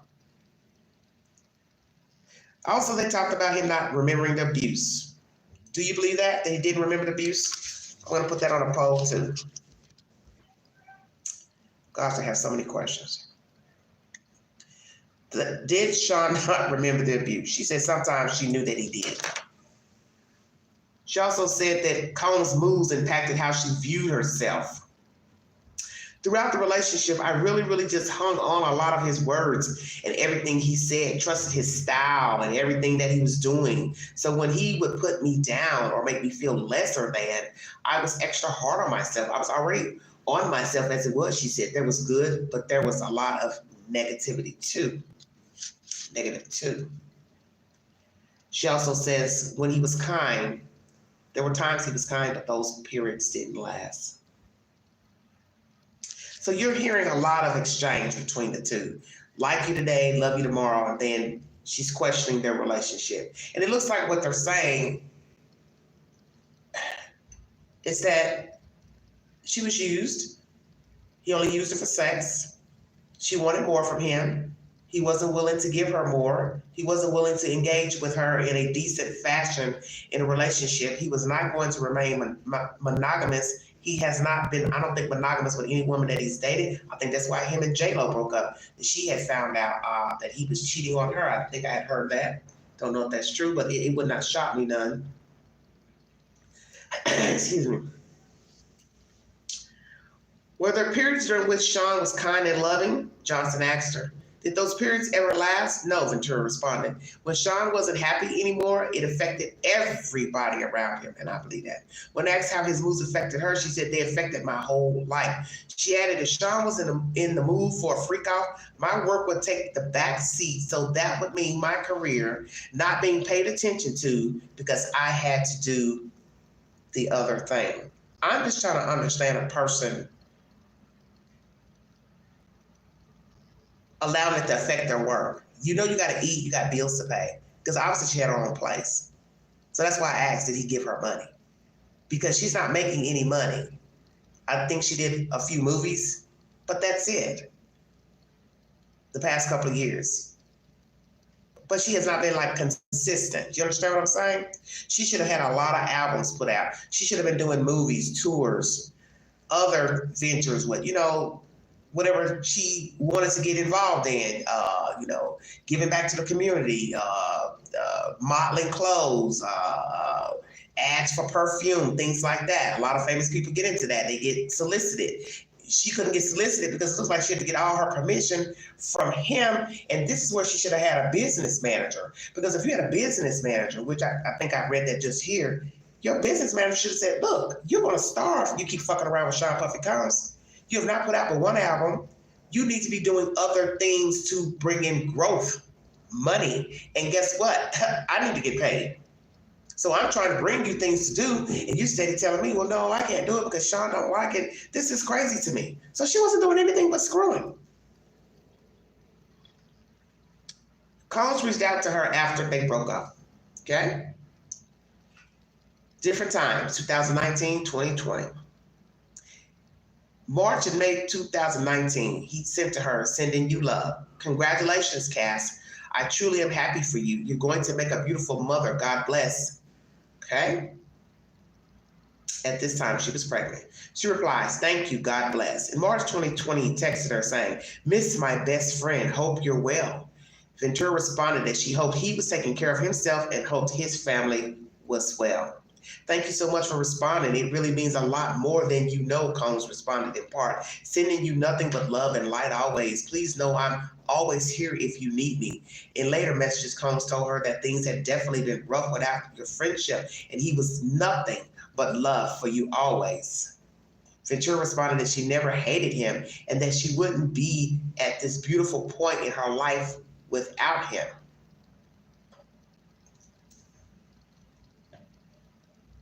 Well, some people will say that they had to go through hell to get to where they are. So they own the negativity, the strife, and they claim it. So she's claiming that without Sean, she wouldn't be where she is today. Interesting. Where the problem is him sending these love notes, calling her his bestie, acting like he has some love for her. Well, why didn't you do that when you were with her? You had the perfect opportunity to mold her career, advance her career, and love her at the same time. But you couldn't do that because you're selfish and you're self-entitled. You don't love anyone because you don't love yourself. Any man that's willing to film his own woman, screw another man and other men, touch himself to gratify himself, allow other men to urinate on her and in her mouth, see that she's choking, ask her to have sex on her period, ask her to have sex while infected. And I got a feeling she had diseases, but she didn't want to admit that in court. And you want to talk about, if you need anything, just let me know. I miss my best friend. No, you miss your fuck partner. Clarify. You miss screwing her. You miss watching her screw other men, which I find very bizarre. And I get it, in the swinger's life, that is part of the exchange, that the man watches his woman sleep with another guy. But then also I would assume the man would also be sleeping with another woman. It seems to me Sean did all the fucking watching. She claims she's only watched him have sex with another woman 4 times. Shut your mouth. She also asked about sleeping with another woman.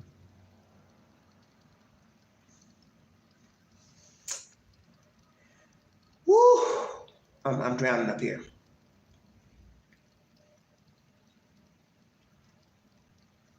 Been rough without your friendship. Nothing but love for you always. Combs responded in another lengthy response, saying in part, tears of joy, I don't even know what to say. I hope you can forgive me. We're honestly lucky to be alive. God was watching over us. We went hard. Yeah, you went hard. Hard drugs, hard sex, multiple sex partners, beating a girl up, berating her. Yeah, you are lucky to be alive, Sean. Because with all that getting high, pumping drinks and alcohol in your system, sleeping around, could be HIV positive. And I won't doubt that somebody in that little entourage is HIV positive. And that's something nobody's talking about on the news. Well, Queen's going to address it in this live stream. Who has HIV in their circle of prostitutes? Because that's what you're going to hear next. Somebody's going to admit they are with the package. And where do you think they're getting ready to come running? They're getting ready to come run towards Sean and Miss Ventura. You might be on the chopping block as well, honey, because you slept with all these men. And if one of them decides that they pinpoint a time frame, they were sleeping with you and other people without condoms, they can loop you in and take you to court and have you mandated to take an AIDS test. So I'm going to ask that question. Cassie Ventura, are you HIV positive, AIDS? Also, Mr. Alex Fine, also Sean Puffy Combs, also anybody in that entourage group, because you know I refuse to believe that out of all those people fucking and screwing, somebody ain't got the big A. Shut your mouth. And this will be the perfect opportunity for somebody to bring a lawsuit against Cassie Ventura, since you have now hit the jackpot for a total of $30 million.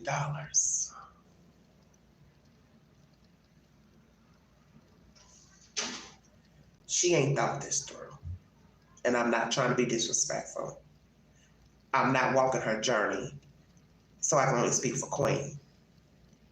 There is no way in hell I'm getting ready to tell the world what a man did to me of that magnitude. There's just no way. I'm getting ready to go to open court and testify to all of that. Because in the end, I have got to walk around. I've got to raise 3 children, small children. You don't. I've got to worry about what my friends and family think of me. Because in the end, as I've told you, we are all grown and we have all fornicated. But do you want to see your business on CNN and Court TV? Do you want people looking at photo stills of a freak off with strangers? And I had to think about that. The people in the court didn't see them stills, but the clerk, they've all done seen it. You think other people in the courtroom, in the court itself that do the filing, you think they ain't seen it? Of course. Of course.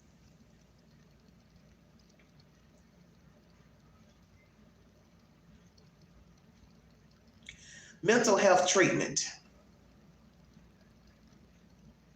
Ventura testified that she went to a treatment center in 2023 where she was seen for post-traumatic stress disorder relating to the trauma she experienced while with Sean Puffy Combs. She participated in different types of therapy, including eye movement, desensitization, and reprocessing, EMDR, and somatic experiencing, whatever that is.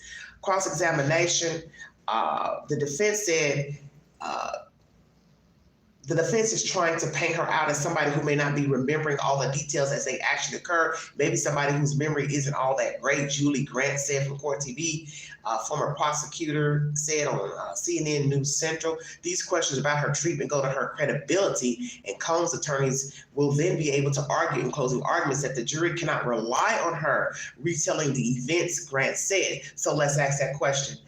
With all that she has said in testimony, how are the jury, how are they thinking? Do they believe her? Do they believe the things she said? Do they believe she told the truth? Her treatment?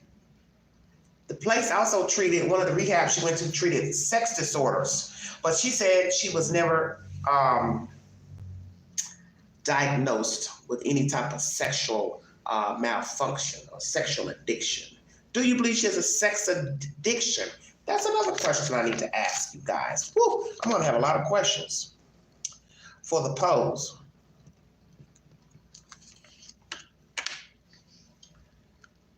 All right. The defense needs to be really careful what they're doing here because she is a victim, she said.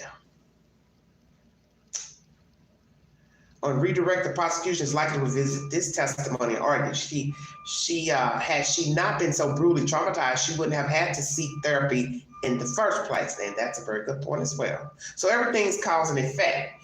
This happened to her, so she went and did this. She goes and gets treatment, she tries to get help for the drug use. She has done that. Then the treatment centers also to treat like sexual disorders, different type of things, addiction to love, some type of program they have for that. But as she said, she wasn't diagnosed, with any sexual malfunctions. Let me go through my notes. As I told you all before in my shorts, because this live is going to go longer than I expected, there were no drugs found in the baby oil. We heard from an accuser, I believe it was a man, might have been a woman, that said a while back that they were sprayed with baby oil and they felt faint, felt dizzy. But I know why they brought that up because the state has heard this before. She says there were no drugs put in there. We also learned that the staff also prepped the rooms for the freak-offs. We also heard in testimony that she said security was outside the room, which that don't make no sense because she said she testified that nobody knew that she's having a freak-off. She never told her friends, family, and she never wanted the staff to know, his employees to know. But then we hear that security was there, present, waiting for him. And some other testimony, so I don't know what's true. Did she ever sleep with any of his friends? I asked that question. Alex knew Sean, obviously, because they're saying he hired Alex as a trainer for her. So what happened? Did he ever train her in any sessions? We hear she says it was a job. She did this when she was on break with him.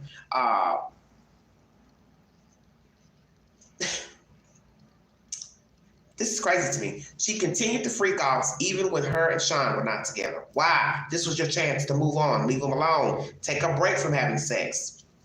Once again, as I told you, the Leslie guy she was dating, she knew him first and met Sean Combs through him. And as I said, after Sean, she's dating Sean, then she meets Kid Cudi through Sean. She starts fucking Kid Cudi. Then Alex comes along. He's supposed to be training her. Next thing we know, she's sleeping with him. This is some crazy shit to me. I think she has an issue with sex. I do. I think she seeks out sex as a coping mechanism, a tool to have comfort. And we as people have done it, of course, but you have to know the difference that you're not getting what you want. So you got to quit sleeping with the people. Now, you want to have a fling, okay, but you also have to know that, okay, I'm not getting what I want. And I think that's what's been going on with her and these men. It's been just sleeping with them. You're not getting anything from them. You're not getting anything of substance. Because what happened with the older guy? Why didn't it work out?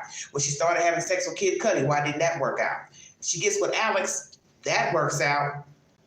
She marries him less than a year of knowing him. I find that strange. She's pregnant months later in the spring of 2019. But she married him summer of 19. So she was pregnant before she married him. Shut your mouth.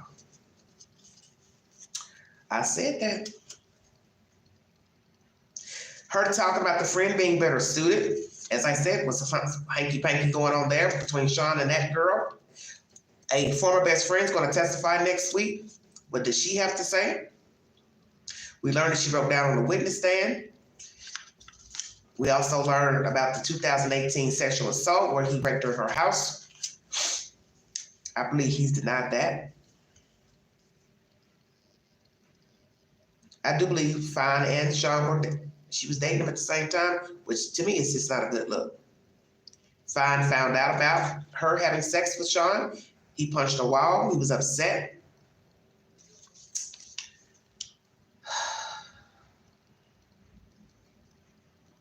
Just going over everything, everybody. Agent testified about the drugs, the MDMA, freak-off supplies in the hotel. Miss Dawn, she testified, Danity Kane. She witnessed the abuse, her and another friend. Sean threatened him not to testify, told him basically where he comes from, people go missing. That's a hell of a thing to say. Here's the timeline of her breakup up to pregnancy and marrying Mr. Fine. August 06, she puts out her first album. December 06, Kim Porter gives birth to twin girls. 07, Sean and Kim break up. August 09, she and Sean go public. September 18, this is 9 years later, they break up. Okay? They go public in August of 09, and then September 18, which is 9 years later, they break up. 2 months later, 11/18, Kim dies. And we also learned that she never saw Sean again after Kim's memorial, because once she heard that he called Kim his soulmate, she said she was done with him, which that would make Alex pissed off right now, because that means you still had feelings for him while dating Alex Fine. Put it on paper. Started dating Alex Fine late 2018, married him August 19. So she was already pregnant once again when she married him, okay? Stay woke, everybody. They also said, as I said, he was supposed to be training her. Sean hired him to train. So what happened with the training? I'm confused, because the testimony now is that she later met him at a gym and they started dating, Mr. Alex Fine. Once again, less than a year, he's married to her, which is very bizarre to me. She's currently taking Suboxone while pregnant. Doctor gave a commentary, not her doctor, but expert says it is safe to take the Suboxone. It is to treat people who have used opiates. Settled a $10 million lawsuit with the Intercontinental Hotel. Do you believe she was sexually assaulted in her house? August of 2018. Judge even told the defense that she's been very cooperative when they kept going on and on about certain questions and trying to, beat her brow, which she was very respectful, they said, in her testimony. Now, she did have sex with Sean after the so-called sexual assault in 2018, and she basically told the court she'd been with him for 10 years. How do you stop loving someone after 10 years? But she said she'd only slept with him that one time, and naturally, Alex found out about it, which I thought that was strange. Like, well, why would Alex have anything to do with this? We now know that he had been dating her at the same time. So she allegedly got a call from Alex September 27th, okay, of 18. She didn't answer. So there's this wrangling back and forth of why she didn't answer her phone. It allegedly has got something to do with the so-called RAPE. But I don't know if that's true, because they said it's supposed to have took place in August. So I don't really know. Maybe she did get the times mixed up, the months mixed up. Why didn't you answer the phone, Cassie, when he tried to video chat you? Were you in the company of Sean at the time? Or you were upset from the rape? I don't know.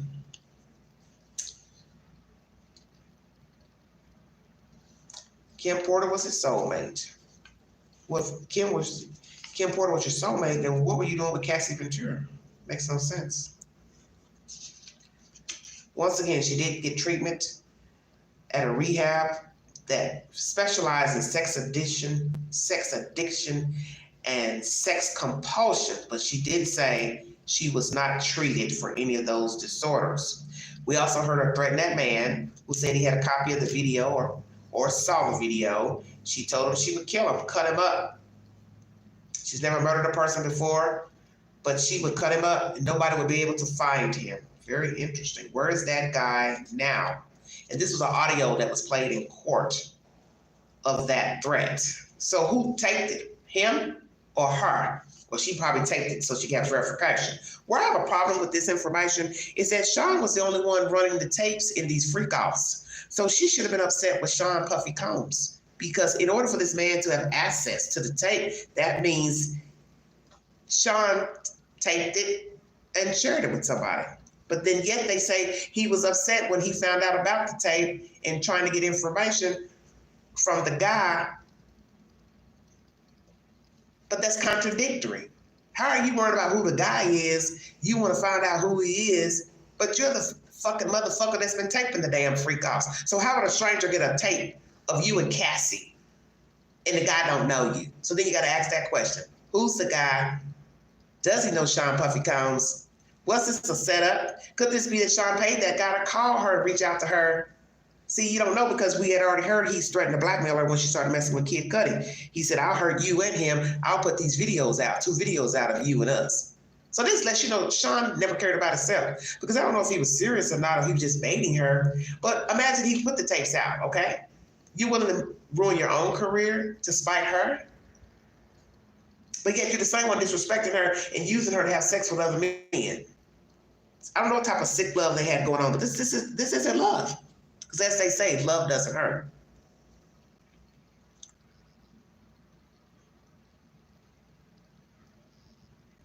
What made her file the lawsuit? She's been addicted to opiates. They both have. And once again, she went to rehab. And also one of the treatments at that rehab, they have a program called Love Addiction. Very interesting.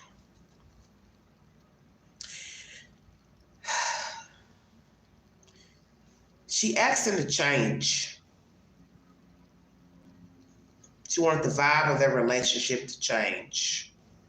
And this was after the hotel attack. The defense claimed she had finance troubles.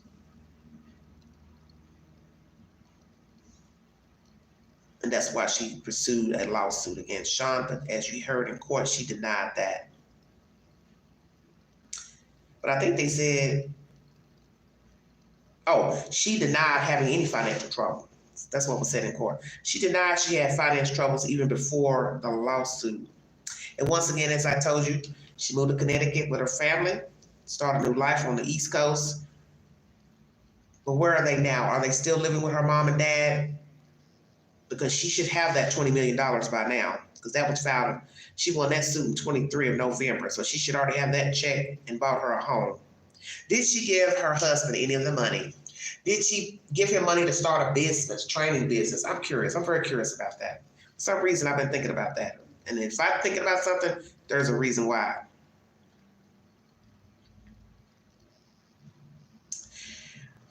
Now, there was one point where she got a little snazzy with the defense, saying you skipped over some information pertaining to some text messages that they read.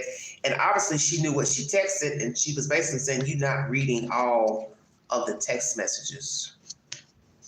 The defense is trying to portray Cassie as a willing participant, that she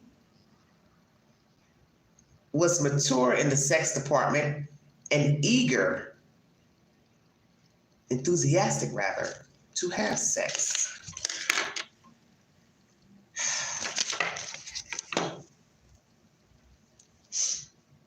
1 hour and 47 minutes. Thank you for joining me. Welcome to the Law Excel. This is a diabolical situation because the state is portraying her as a victim, a survivor, domestic abuse, human trafficking, blackmail, threats. You have a person who worked with him, Ms. Dawn Richard, to bring forward the same allegations that she witnessed abuse of Ms. Cassie.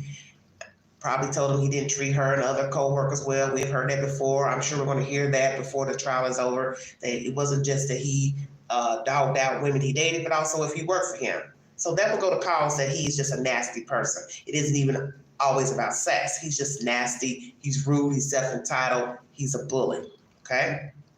We learned that they use drugs. I won't doubt that he's the reason she became an addict. She's probably a sex addict as well because she's used to having sex. She's used to also bebopping from one guy to the next, after the other, after the other. And a lot of people do this. We've seen men do this. They break up with one woman or she breaks up with him. Next thing you know, he's in a relationship with another woman. And a lot of times it is just sex. It's not love. It's not companionship. It's not camaraderie. It's not a vibe.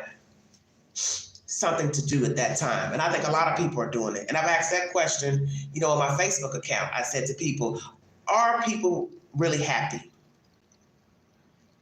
Are people really in tune to the person that they're dating, married to? When you hear all these wicked ass stories, you have to ask yourself these questions because, as I said, life is an illusion. Pictures are an illusion. You see people happy, but you don't know they may have thought about killing themselves 10 minutes ago. They may have marital problems, children problems, alcohol, drug abuse, weight issues, whatever. Homicidal thoughts. Because those are things you're not supposed to tell people. You don't put up a picture walking your dog saying, I was just thinking about snapping my dog's neck or throwing my dog in the garbage can. Do you see what I'm saying?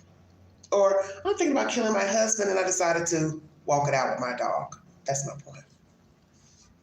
Because there's certain things you're not supposed to be telling and repeating. There's certain things you're not supposed to be testifying. Your thought process and what you want to do, could do, and what you've done. And you've heard all of that in this trial. This girl has gone in the belly of the beast with a man. She rose from the ashes.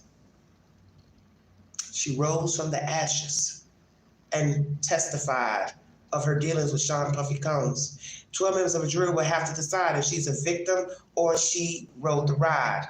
Whether she was addicted to drugs, alcohol, naive, at some point, she should have bowed out. You're entitled to your opinion. I will put up more polls and shorts before this night is over. And we will see how this trial will fare. I don't know how long it's going to go. I don't know how many more witnesses they have.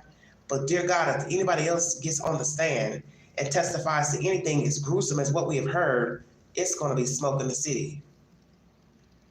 But in the end, it's about 12 members of a jury.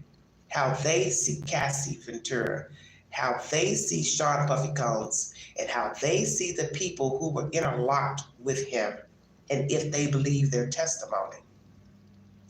I do believe she was used. She was arm candy, eye candy only.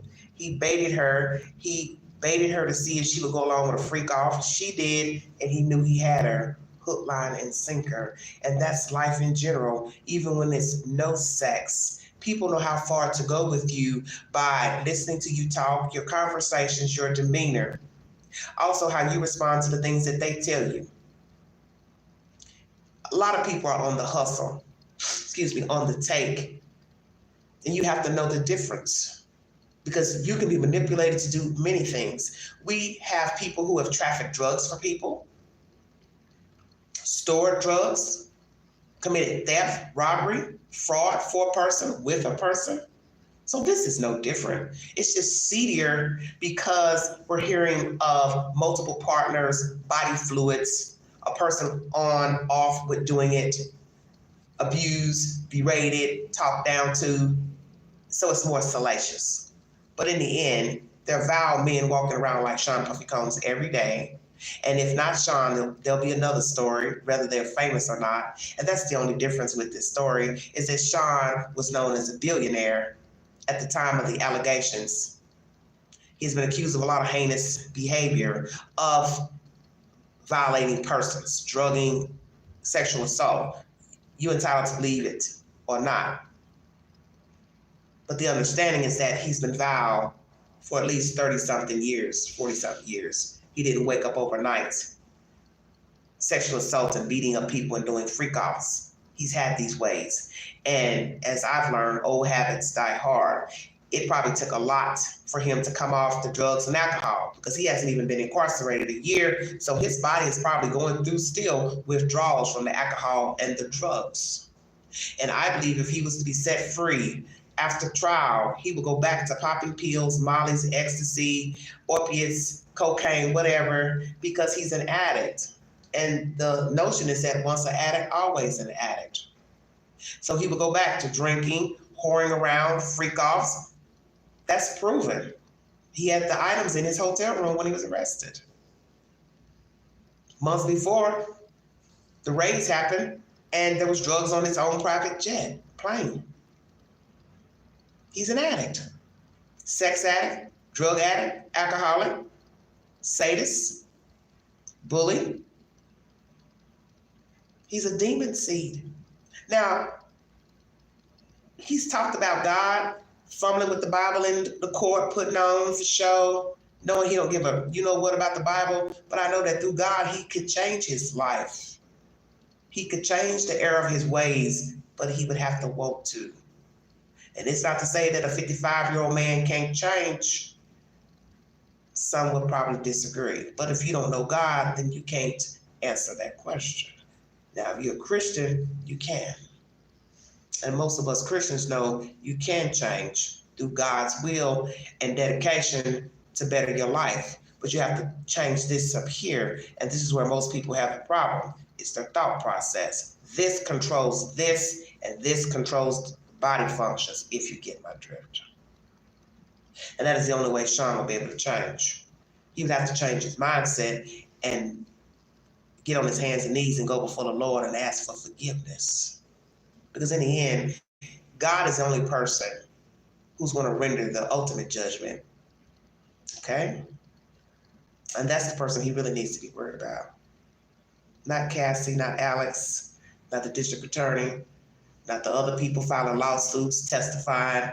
God is the one he should be worried about, because it's his wrath that will take his black ass all the way down. I feel sorry for anybody that's ever dealt with Sean Puffy Combs, because I'm sure there are more stories out there. And those stories, yes, should be told. Because like I said, in the end, it's up to the 12 members of the jury to decide that the defense, prosecution did their job with the evidence. But we know he has tampered with children, and that's where I really have the problem. Not so much the adults, because as an adult, you have free will to get your ass on somewhere. But a child, not so. I believe he has tampered with children who are now adults. And he needs to go down for those indiscretions, crimes. He's due that. My prayers is that she will venture in life and have a good life with her kids, Mr. Fine. Pray that they work it out. They continue to be humble and appreciative and thankful and grateful.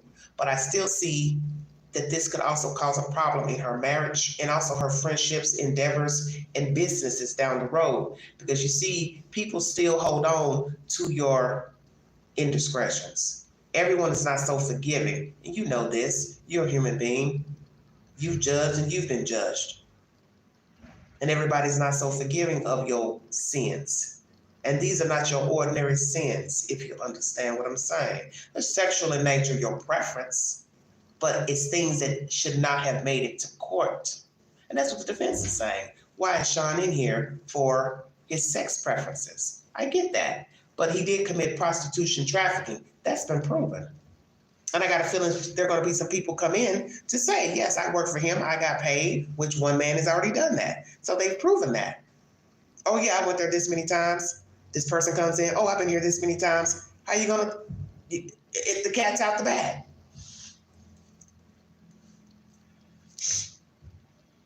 The problem is the racketeering.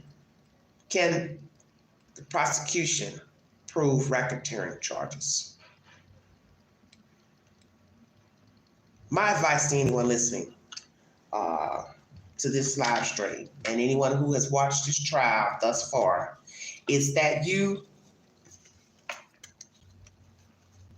tread very lightly in the company that you keep. When you see the signs that a person is being derogatory, they're asking you to do things that you don't want to do sexually,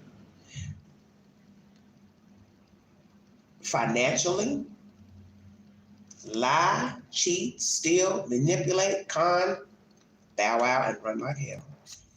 You don't have to break the law to prove your loyalty to anyone. I don't care if you get yourself in a tight spot, somebody offers you money to sell narcotics, pilfer, get high, Don't do it.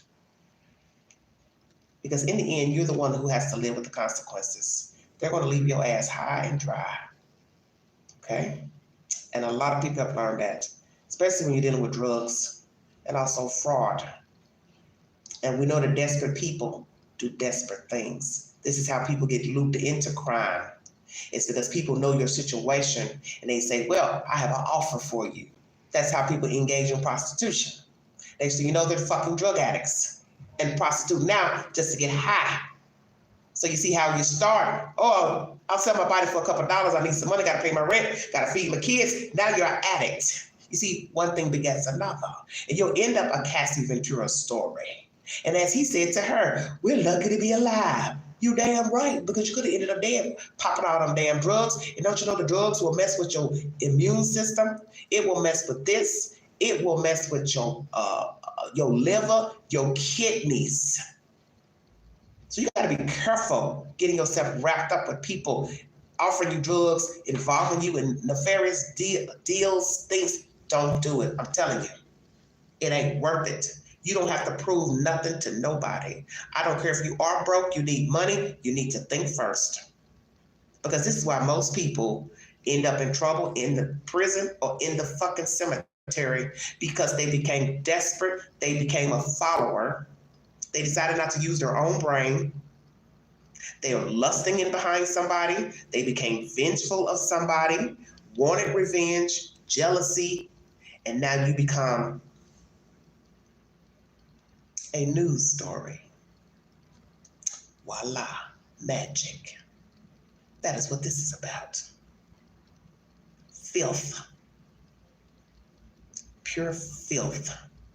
And as I told Miss Sue, my dear friend, I debated finishing this story because right now I'm in a space where I don't want to continue talking about true crime as far as dealing with trials and keeping up with everything. I don't have the patience to do it, and it's just not why I came to YouTube.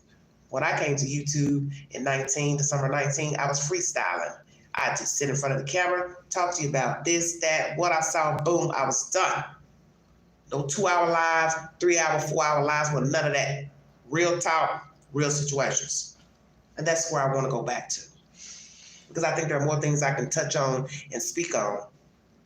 I don't want to get up every day keeping up with what Pookie Ray Ray said in a courtroom. That's just not my bag. That ain't my type of thing. I'm getting older. I ain't got no patience. Hey, just keeping it real. And this is disturbing to me. The more I listened and sucked in this information, the more I wanted to throw up. Because I felt like, how did we get to this? Even if I wasn't doing what I'm doing up here, if I was just flipping the YouTube channel, the news, I still would be just as dumbfounded and baffled. Like, what the F is going on here? How is this child in the courtroom telling her business like this? But she said she wants to help others. She wanted to share her truth. Hey, that's her journey. Because in the end, like I said, I'm not Cassie and I ain't got to walk her shoes. This is what she wanted to do. She's done it. But what did I say? Don't think there won't be repercussions. And maybe perhaps she don't care if there are repercussions. How about that? What if we're dealing with a female who says, I've already wowed out. So whatever comes along with my testimony, people start mistreating me, talking to me, downing me, messing with my kids, fuck it. I'll just deal with it. See, I don't have that type of attitude. And I wouldn't have that type of attitude as a mother. And I'm gonna be truthful with you. When the state came knocking, ring, ring, ring, I need to holler at you. Will you testify? We read the charges, we read what he did to you. We want to bring charges. I think I'd have to tell him I'd have to plead the fifth. I'm done with Sean Puffy Combs. He paid me my money and I'm out. Because I have to think about the long run. When there's no district attorney, there's no defense. I got to walk around Connecticut, wherever, with my kids. I got to send my kids to school. I got to have somewhere to sleep. I got to try to go to work and keep this money flowing. Because let me tell you, 20, 30 million seems like a lot to us, but it ain't going to be a lot when you start spending it.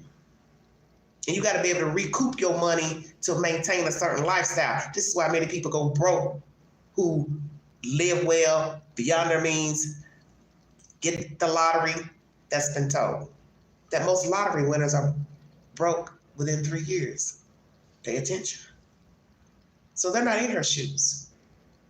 And I do believe there's going to be a fallout from all this. I could be wrong, but I know people.